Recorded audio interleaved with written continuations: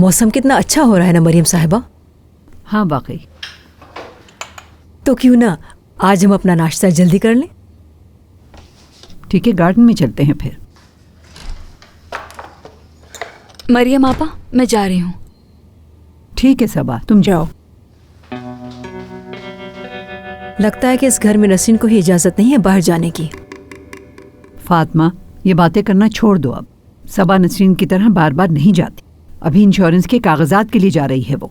Mister करीम सबा और नसरीन दोनों की कॉन्ट्रैक्ट कंपनी से करवाएंगे, समझ आई? Good morning. Good morning Sadia साहिबा।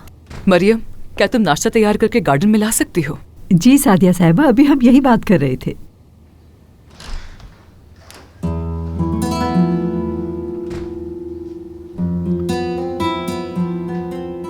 कल जो मैंने पेस्ट्रीज खाई थी वो इस कदर मजे की थी।